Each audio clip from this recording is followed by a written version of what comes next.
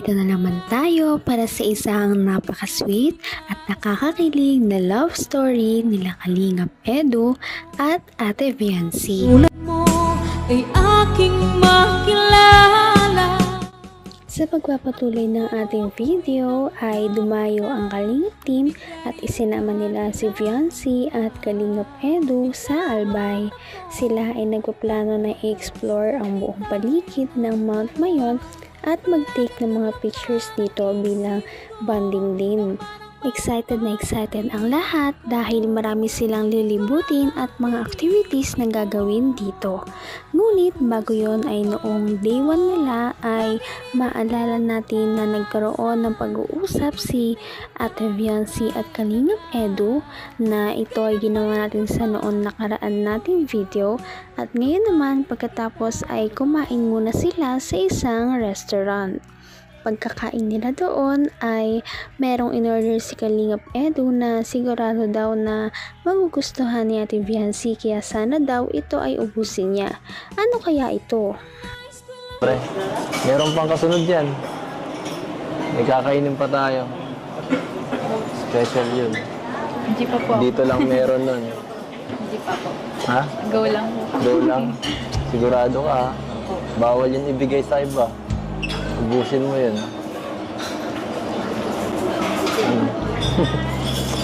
Nice. Ano kinukurot mo si Carla? Ni-ignore mo na naman ako eh. Hoy. Ganyan ka ba palagi? Pagka busog, tahimik na masyado. Parang malungkot ka. Malungkot ka. Hindi mo yata na gusto na dito kumain ha. Hindi po. Dapat ka. Nagtampo na naman si Kalingap Edu dahil parang hindi na naman daw siya pinapansin ni Viancy.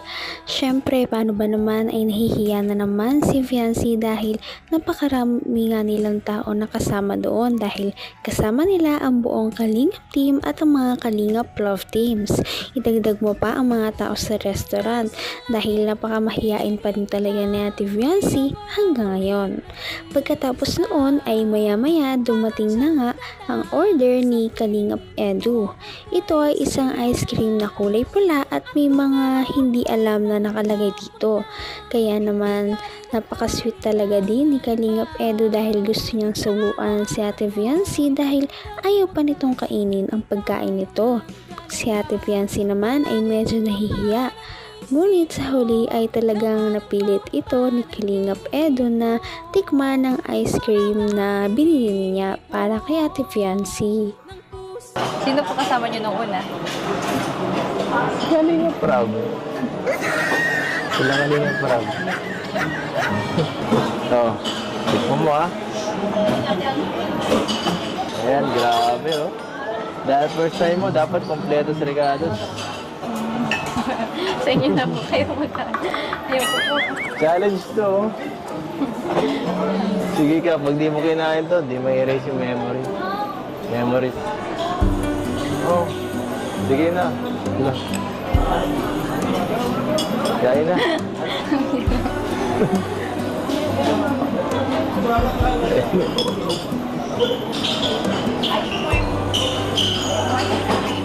Bawal. Bakit luluwa? Ano, sarap? Nagselos pa nga ng kaunti si Ate Viancy dahil sabi niya ay ilang beses na raw nakapunta rito si Kalingap Edu. Sino daw kaya ang kasama ni Kalingap Edu noong mga nakaraang nagpunta siya dito?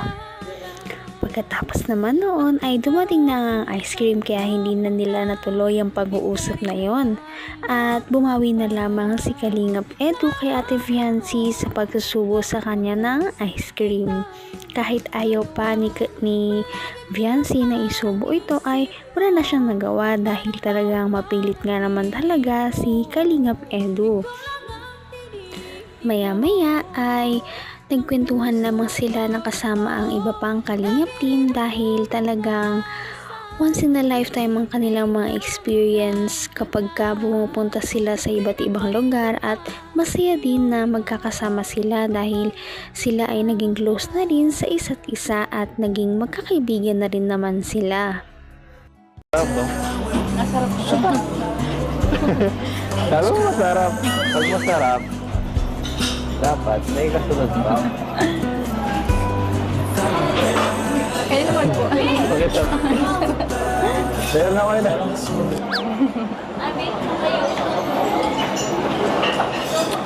Sarap naman ah. Sarap nga po. Marami lang. Ilagyan niyo po. Meron ako nito eh. Para sa'yo lang to dapat lahat. Para ma-enjoy mo ang mayon, oh. Challenge natin to. Ubusin natin to. Sige ka, lalagyan ko pa yan ng kulay green. Oh, gusto mo kaya ito, lagyan pa natin ito. Sa inyo na po. Kayo na po magkain. Ha? Kayo na po. Okay na po, di ba? Na-erase na. Kumain ko na po yung isa.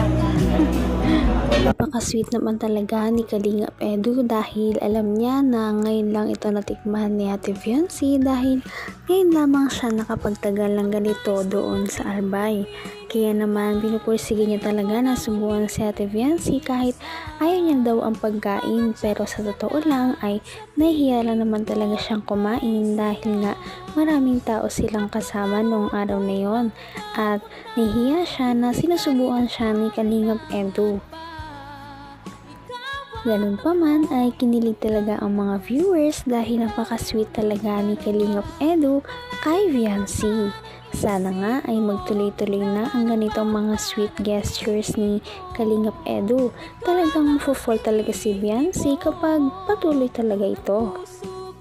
Kulang pa eh. Kunti pa lang yung na-delete eh. Kunti pa lang. Pag naubos mo to, mawawala na lahat. Ay, sorry.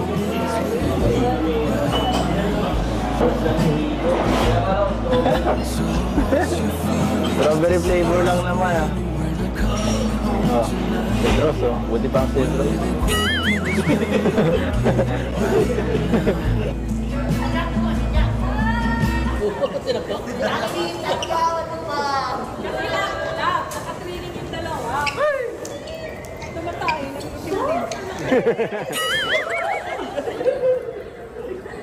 Nakitwining? Nakikitwining ay. Ay, grabe talaga.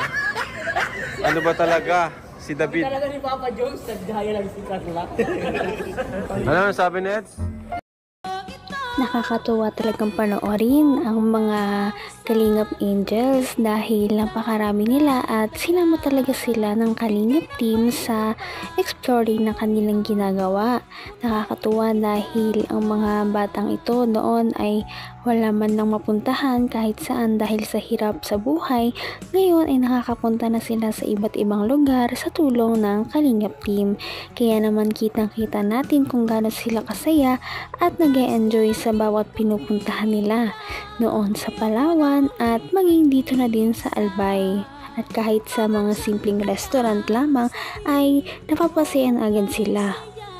At palagi silang thankful at hindi nakakalimot sa mga tumutulong sa kanila. Kailangan pa. 3 days lang. Kaya pala ang daming dala.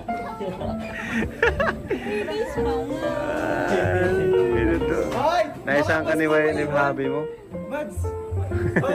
Ayos Eds. Paiwan yata sila, G.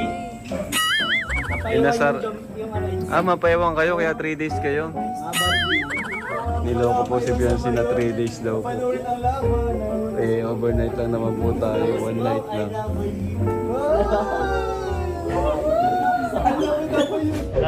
Alright, dito na po kami. Hi po. Hi po. Thank you. May anak na ako pagpunta ko dito. Pumunta lang Albay. May additional lang isa pa oh.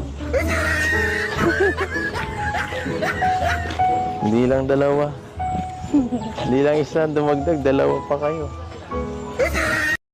Noong maggabi nga ay natawa talaga si Kalingap Rab dahil sa dala ni Ate Fiancy.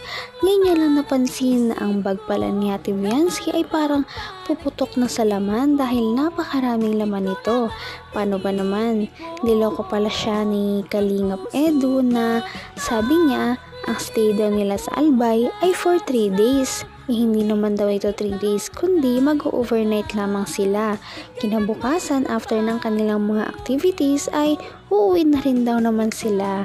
Kaya naman nakakatuwa dahil ito ay isang biro lamang sa kanya at wala siyang alam-alam na binibiro lamang siya ni Kalingap Edu. Ganun pa man, abangan natin ang kanilang mga Albay adventures at sweet moments sa susunod na video. Kaya naman, sana ipatuloy natin silang suportahan at mahalin si Fiancy, si Kalingap Edu at ang Kalingap team.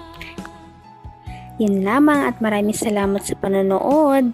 Abangan natin kung magkakatuluyan ba talaga si Kalingap Edu at Fiancy. Hanggang sa muli. Bye! Ngayon'y abot